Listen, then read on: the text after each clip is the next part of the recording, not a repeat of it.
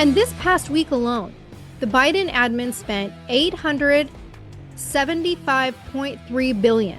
This week alone is just $20 billion less than what President Obama spent during 2 complete terms in office. Like, let that sink in. I'm Stephanie Keith. And I am Tara Manjakovich. And we are unapologetically outspoken.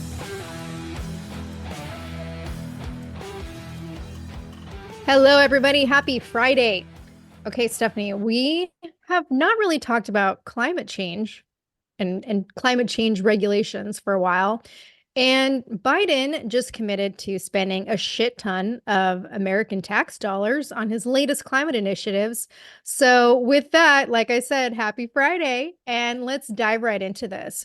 So on Monday, we had Earth Day, and Biden chose to commemorate that looking like a old fuck lost in the woods at Prince William Forest Park in Virginia. And he was giving a press conference where he said that anyone who denies the impact of climate change is, quote, condemning the American people to a very dangerous future, end quote. And all I could think, Stephanie, was like it's like when he condemned the COVID vaccine deniers, that they were sentencing the country to a winter of severe illness and death back in 2022. But the Biden admin is not going to let this happen, and they are going to spend astronomical amounts of your tax dollars to prove it. And they're doing this all with the help of equally useless DEI initiatives. So before we get into it too much, I want to play this clip from Fox News of Biden's essentially garbled nonsense speech during the press conference on Monday. In red and blue states, there's still those who deny climate is in crisis. Our MAGA Republican friends don't seem to think it's in crisis. They actually want to repeal the Inflation Reduction Act, which provides the funding for a vast majority of these projects, and roll back clean air protections for clean air and clean water. And I'm not going to go into it now, but I'm not making it up. It's real. Just listen to what they say. Anyone in or out of government who willfully denies the impacts of climate change is condemning the American people to a very dangerous future and the world, I might add. They want to take us backwards, sideline our workers, let China and others lead the race for clean energy. I'm determined, absolutely determined, that we move forward. We move forward. Yes, Mr. President. He always just like sounds so angry. Like it just doesn't even make sense the way he does that. Because that's called dementia.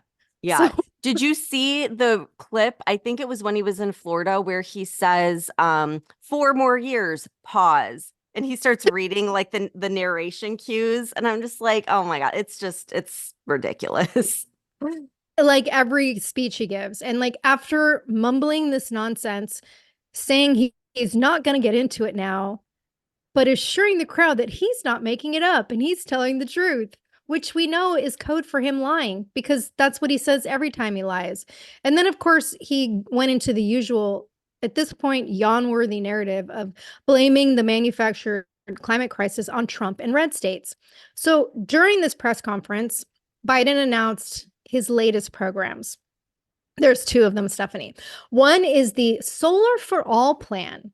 And this is where the EPA is investing $7 billion from the Inflation Reduction Act to give grants to low-income and disadvantaged communities across America so that they can benefit from residential solar power.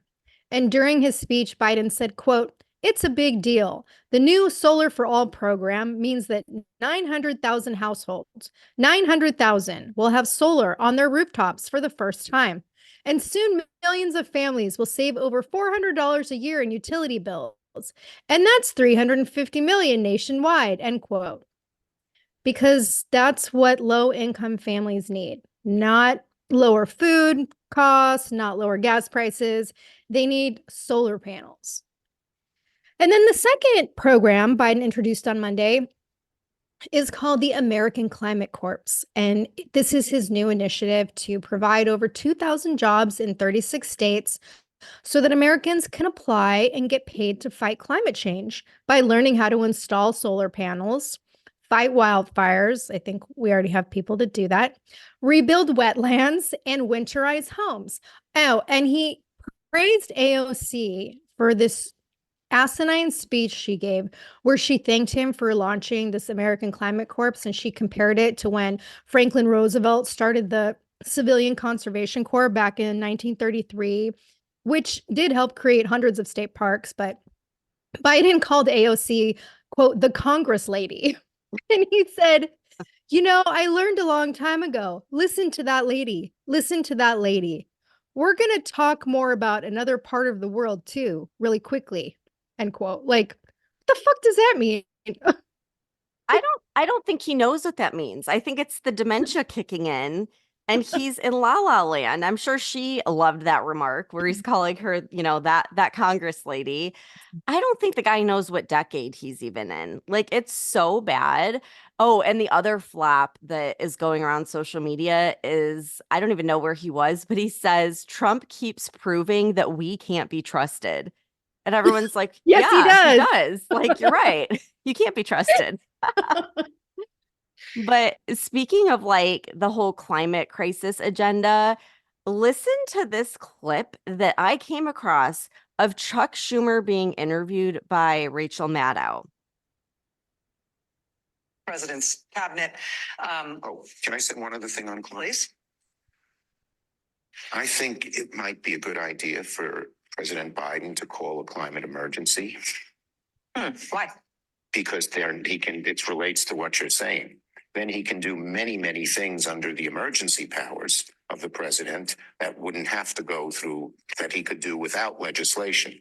Now, Trump used this emergency for a stupid wall, which wasn't an emergency. But if there ever was an emergency, climate is one. So I would suggest that they explore looking at climate as an emergency, which would give them more flexibility. After all, it's a crisis. It's a crisis. My jaw hit the floor. The freaking guy is saying the quiet part out loud. He's saying, oh yeah, just say there's a climate emergency. And she's like, why? I mean, like what's going on with the climate? No, it has nothing to do with the climate. It'll just give him, emergency powers. Like, what the hell? They're so corrupt. They can't even lie anymore. They're telling us what they're doing. This also ties in with what we talked about on Wednesday with the global pandemic initiative, because they can use a climate crisis as a quote pandemic. Right. Yeah. And so I found an article that was talking about this, and it said that the Center for Biological Diversity was looking at this, and they estimate that if Biden does declare a climate emergency, it would give him around 130 wartime powers over a climate emergency that they're making up because it has nothing to do with the climate and it's all about control and power. It's unreal. And fucking scary. Yeah. Like, I'm sorry. It's so frightening. Okay, I can't. Okay, as usual. All right, let's talk about the money. Yes. Let's talk about the money and these climate initiatives, Stephanie, because this is going to blow your fucking mind too. So I was reading this article in the New York Sun, and it was talking about like the insane amount of regulatory spending that the Biden admin has done. And the article referenced a report by an organization called the American Action Forum. So I looked this thing up, and it, excuse me, it was started back in 2009. And it's led by Douglas Holtz-Eakin. He's a former director of the Congressional Budget Office. And part of what this organization does is they like analyze economic, domestic, and fiscal policy issues. And apparently they conduct a weekly series called Week in Regulation. And according to their data, excuse me, now I can't speak. This past week of spending by the Biden administration, this past week alone, has been a quote jaw-dropping regulatory record, end quote. Unlike any other week in over 13 years that this organization has been tracking federal government regulations. The AAF compared regulatory activity from Biden, Trump, and Obama. They tracked it from like the president's inauguration day to April 19th of the president's fourth year. And results showed that President Biden has spent over $1.37 trillion. Now, by comparison, and this is just on regulatory issues. By comparison, Trump spent 30.1 billion and Obama spent 303.1 billion. There's a big difference here, right? And this That past is week, huge. yeah, and this past week alone, the Biden admin spent 875.3 billion and they added $4.7 million in annual paperwork burden hours. So in context, this week alone is just 20 billion less than what President Obama spent during 2 complete terms in office. Like, let that sink in. And what's even more ridiculous is that the Biden admin has put less regulatory rules into effect than either Obama or Trump, but the cost of Biden's programs has been billions and billions of dollars more in what is being called a regulatory tsunami. And so, what has the Biden admin been spending this astronomical amount of regulatory funds on? Well, you guessed it, climate change initiatives. So, including like the stringent vehicle emission standards. Apparently, there's a new Department of Energy efficiency standards for general service lamps. And the Department of Labor regulations recently like created new minor exposure standards. And according to this report, the EPA's latest tailpipe emissions rule for passenger vehicles is what moved the Biden admin into this trillion-dollar territory.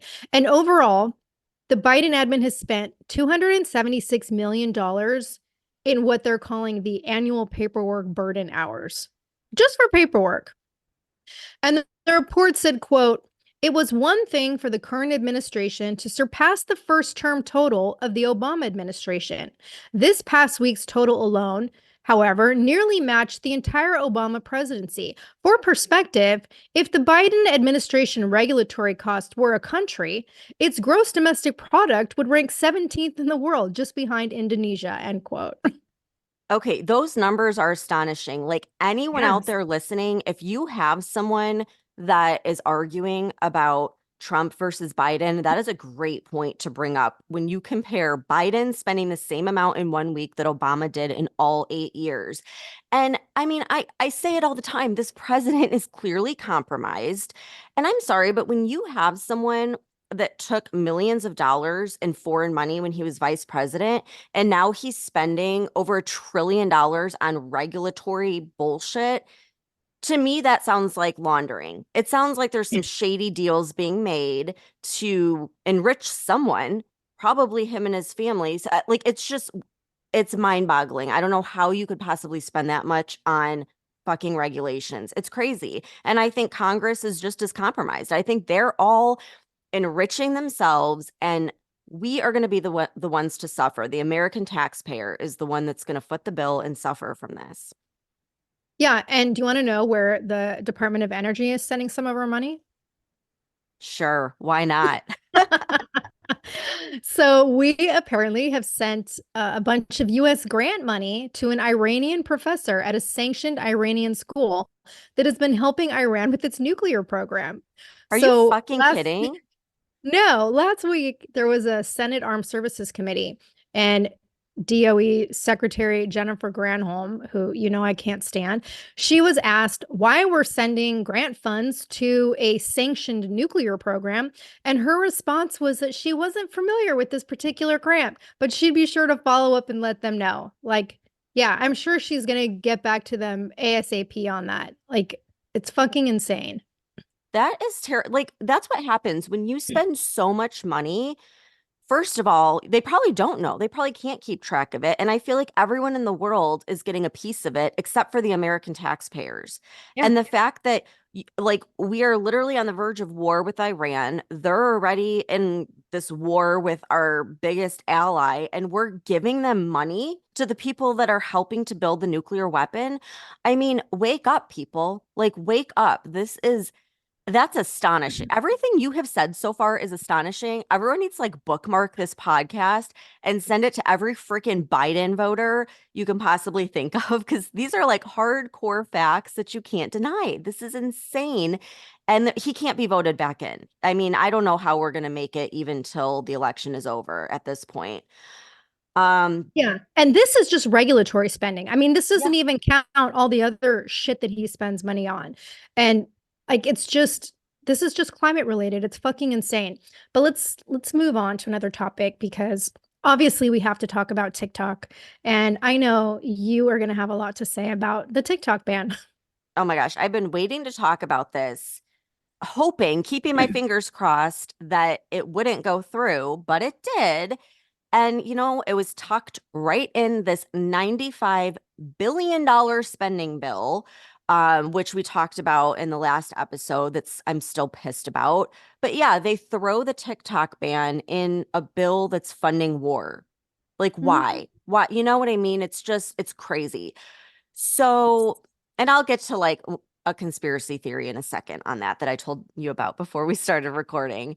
But basically, this bill that was just signed by Biden says that TikTok has 9 months to sell to like an American owned company, or it's going to face a nationwide prohibition. So TikTok released a statement saying that this is unconstitutional, and their statement said, quote, "We believe the facts and the law are clearly on our side and we will ultimately prevail. The fact is, we have invested billions of dollars to keep US data safe and our platform free from outside influence and manipulation. This ban would devastate 7 million businesses and silence 170 million Americans," end quote. And I agree with that completely. And you know Mhm. what? Just look at the American social media platforms like Meta and Twitter, where we know for a fact that they colluded with the government to censor Americans and collect our data and make these lists that are going to the FBI. And like, look at how many lawsuits there have been with Meta. For example, the one that is accusing Mark Zuckerberg of lying to the public about Facebook and Instagram being harmful to children because they allegedly hid study results that showed how addictive it is, especially for young kids. And then there's also this $725 million class action lawsuit settlement last year where Meta was accused of sharing user data with third parties. Like they've already been convicted of this. Like there was a settlement on this. TikTok hasn't been. So what the hell? Then you also have Meta that was fined $1.3 billion last year for violating the EU's data privacy rules. So it's like, who's the real bad guy here? Seems like the American companies aren't doing a very good job. And our government doesn't seem to be worried about any of that at all. So we know that it has nothing to do with protecting data. That's just their cover story. This is all about controlling the narrative. And to be honest, TikTok is destroying their narrative because too many people are communicating all over the world via TikTok and waking up to the corruption of the United States government. And people are also uniting on TikTok and realizing that there is this uniparty and it doesn't have to be Democrats versus Republicans. But here's a wild idea. What about just letting the American people decide whether or not we want to use the app? Like, let us decide what we want to do with our data. I mean, think about how many other apps and companies are Chinese owned. We use them every Right. day. Those are allowed. I'm sure some of those third parties that Meta sold our data to are China owned. So again, like this has nothing to do with protecting Americans. Don't fall for that BS excuse. This is about controlling the American people and our perception. And just look at like how many Congress members have TikTok accounts. Biden has a TikTok account. And like he's got this whole initiative around bringing TikTok influencers to the White House. So clearly he's not worried about his data. And the hypocrisy, okay, it's no surprise because we know that hypocrisy is like basically the theme of this administration. But like literally the same day he signs this ban, his account, Biden's account, has a new post out on TikTok. It's just like, you can't even make this shit up. So let's just call it what it is, a last ditch effort to gain control of the one platform they don't have control of. The one platform that didn't collude with government agencies. And you know what? They want access to TikTok's algorithm. Everybody does. And they're going to be a bully and just steal it. They, again, like, if they have that, then they can continue to control the narrative and continue to push out the propaganda and censor anything that goes against it. And of course, what does everything come down to? Money, profit, right? So they're going to try and force TikTok to sell. And I guarantee that everyone that voted yes for this bill have their investors lined up waiting to buy it, and they're all going to get a piece of the pie. You know what? Like, that is not a free market. That is not how it should work. We shouldn't be forcing companies to sell. And at the end of the day, like, there is no way TikTok is going to comply. I don't, they said they won't. I don't think they will. They're certainly not going to hand over their algorithm to the United States. So I think TikTok has pretty much already said that there's going to be a lawsuit. While I don't have any faith in our justice system anymore, I don't think ultimately TikTok's going to go away. I think there's a couple different options here. So I think the CEO might cave to the bullying and allow our government agencies access, just like Meta and Twitter did, which we found out in the Twitter files. That's a possibility. But like, the fact that Biden signed this bill during election season, I think this is going to be the nail in the coffin on his reelection, because you have 170 million Americans use TikTok. Most Americans say this is where they're getting their primary source of information. They're not going to be happy about this. Same with all the small business owners, millions of small business owners that rely on TikTok for their income, their primary income. And then you have the American Civil Liberties Union that said that banning or requiring divestiture of TikTok would set an alarming global precedent for excessive government control over social media platforms. So basically, what they're saying is this bill gives Biden, the president, the ability to ban or force the sale of other foreign-owned apps that it deems security threats. And they would have complete, like, autonomy over that. And you have Patrick Toomey, who's the deputy director of the American Civil Liberties Union, National Security Project. And he put out a statement saying that the Constitution protects Americans' ability to access information from around the world and to express themselves online. And the government has put forward no evidence that would overcome the extraordinarily high bar required to ban a social media app like TikTok. So he also said that the ACLU is quote, considering our role in any potential litigation challenging a federal ban, end quote. So what I think is, they're going to sue. The ACLU is going to sue. TikTok's going to sue. And Tara, I think this could go all the way to the Supreme Court. And I really hope it does, because I think that this is a huge infringement on our First Amendment right to free speech. And ultimately, like I said, I don't think TikTok's going anywhere. I think that the law is on their side. I think they'll win in the court. And hopefully by then, Biden will be out of office. Well, okay, here's the thing. They're trying to, like, sell this whole thing as it's not banning TikTok. It's just making TikTok owned by an American company. We're trying to separate it from the Chinese Communist Party, right? So that all this American data isn't at risk. But I know you have your little conspiracy theory, but I want to tell you mine, because as you mentioned earlier, there's what, 170 million Americans that use TikTok, and it's mostly popular among, like, young people and the Gen Zers and, like, people with small businesses. So this is going to obviously impact voting for Biden, I would think. Yeah. And so if they're going ahead with this, and Biden's going ahead with it at a time when he's already struggling for votes, what this tells me is that they don't give a fuck.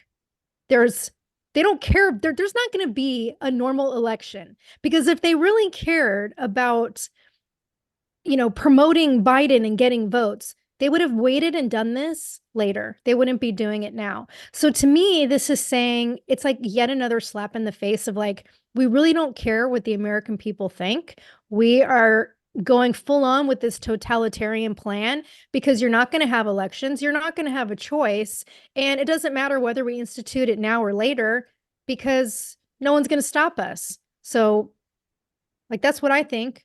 It's a good point. It's a good point. And there could be two reasons behind that. It could be that they want to make sure that Biden is like so unfavorable that way at the Democratic convention, they can slip in their secret candidate. Like that could be an option. But it also kind of goes along with my little conspiracy theory, which is we've talked about this many, many times. If there is a war, then they don't have to hold elections, right? So it would benefit the administration if we were in war. They could just keep Biden in there. And do they know something about like China invading Taiwan, for example, that we don't know as the American public? Because, thinking about how Mike Johnson flipped so easily to pass this bill, like, is there something that they know about a world war starting before the election? And if you're in a world war with China, the last thing you want is China to have control over 170 million Americans' news information. You know what I mean? So it's like there could be that aspect to it as well. And I know they predicted that, like, I think it was by 2030 or 2027, China would invade Taiwan. But if you were China, like, wouldn't you do that before Trump gets back in office? So it's Yeah. like, I could see him doing it, this year while we have a weak leader and while there's all these other wars going on and our money is like gone and depleted to all these other countries. So it's like, there could be that. And that could be a reason that Mike Johnson flipped so easily. But I don't know. We'll see. But what also confuses me is TikTok is, one of the freest speech platforms, but it's still not a free speech platform because we've mentioned this multiple times. Our episodes get banned on TikTok all the time. Our content gets taken down. We get flagged for things. Like I even put up a video yesterday and you had to go in and make changes to like hashtags I'd posted because they're like things that would get flagged. And is the CCP monitoring words like pandemic and the WHO and the CDC, or is it the American government that's complicit in monitoring these things? Because it's really, in my mind, not even a true free speech platform when we're saying things that are not hate speech. It's not violence. It's not anything that would be banned, but you mention certain words and it gets taken down. So Yeah. So I think it's like the AI algorithm or whatever that picks up on certain words and will just like automatically ban something. And I think that was TikTok's way of trying to appease the American government by saying like, look, we're not allowing like people to talk about pandemics and election interference to try to like show that they're being, responsible or whatever. And now that cloud didn't seeding. work. Yeah, We can't even talk about weather modification. You can't say the right. word like But now that it's it didn't crazy. work, wouldn't it be awesome if TikTok's like, well, fuck you, Biden. Like, we're going to let people Yeah. really say what they want and they don't have to talk in code anymore. Like, that would be amazing. So we'll Yes, it see would. because your video didn't get taken down and there was Not yet. some mention of like pandemic and stuff. So But the other thing too is what this is supposed to happen in 9 months, which is after the 9 months, election. but they can extend it to a whole year if TikTok is showing like progress in divestiture. But that's still before the election. So that confuses me too. Unless there's just going to be this push to have it go to an American company within the next few months so that it's done before the election and they can control it. Well, there's lots of different things going through my mind. Okay. The first thing is like they're being a bully. And is this the way that they're going to gain control of TikTok before the election by saying, like, you better freaking let us like into your back system or whatever. Or the other thing, like, look at what Biden did before he left office as vice president. He set up a lot of cushy jobs for his family to enrich themselves. Yes. What a great way for all these congressmen to become billionaires, where you get your investor people lined up and ready to buy, because there are lots of people ready to swoop in and buy up TikTok. And Do you so mean they like the way Nancy Pelosi's become a billionaire? I wouldn't be surprised. She's probably the first one that has her investor lined up to buy. So I it's like, know. this is like their retirement plan. We're going to buy, the biggest social media platform that's out there. Or it could be it doesn't matter who's president. It doesn't matter if it happens after the election, because it's the CIA that's really running things and they Yeah. want control of TikTok. So it's like, there's lots of reasons in which it's happening after the election, but damn, it's like, I am going to be devastated. Like, so many people are going to be devastated if TikTok's gone. Yeah. And yeah, I'm not happy. None of us are, but okay.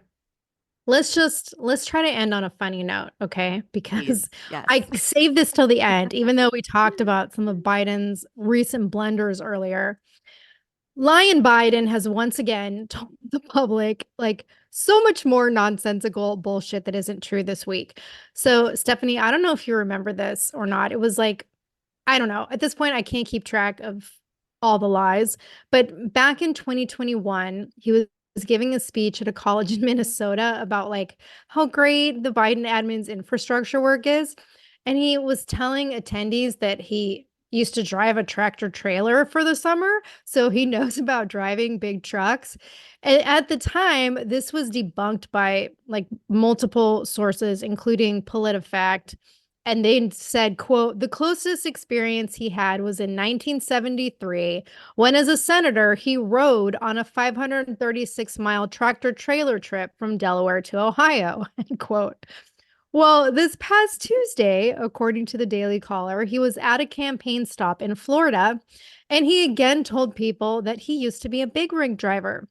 So apparently there were like Teamsters in the crowd, and one of them credited Biden for getting his pension. And Biden's response was, quote, we did get that done. Anyways, besides, I used to drive an 18-wheeler, end quote. Yeah. And like, I bet your cannibal uncle or whatever it was you said last week is the one who taught you how to drive those trucks. Oh, and don't forget, he was raised in the Black church in a Puerto Rican Oh. neighborhood, Right. like he can't God. even keep the lies straight. And by the way, like, there was no crowd to see him here in Florida. There were maybe like 12 people that showed up. And I was watching, Benny Johnson was there at Hillsborough Community College, where Biden was like speaking or whatever. And so Benny Johnson's walking around and like asking people about it. And they're like, what? They're like, who's here? Biden? They're like, we didn't know. Like, nobody knew, nobody cared. It's such a joke. And somehow this guy got the most votes in history, but can't seem to get more than 12 people out to see him. So, and I'm just thinking that Teamster that you're talking about was probably like a paid actor or like one of his staff members that are like trying to keep him on track so he doesn't veer Probably. off. Oh I my wouldn't gosh. doubt it. You can't make this shit up, but at Yeah. least it's like a good, note to end on and have a little bit of a laugh. So I hope that cheers everyone up. I hope you have a great day, and thanks for tuning in. If you're sick of all the crazy shit going on in our country and you want to express your support and patriotism for the show, head on over to our Etsy store at UO Patriot Chicks and check out our new stickers. The link can also be found on our website. If you love the show and you want exclusive episodes, support the podcast and join the conversation by becoming a member of our Patreon community. We'll be posting weekly member-only podcast episodes and content that isn't available on the weekly podcast. Every Patreon member will also get a free Unapologetically Outspoken sticker and updates about our new sticker release before they're made public. And be sure to follow us on TikTok at Unapologetically Outspoken. And if you haven't done so already, please rate and review the podcast. The more you support us, the more people we can reach. So help us spread the word.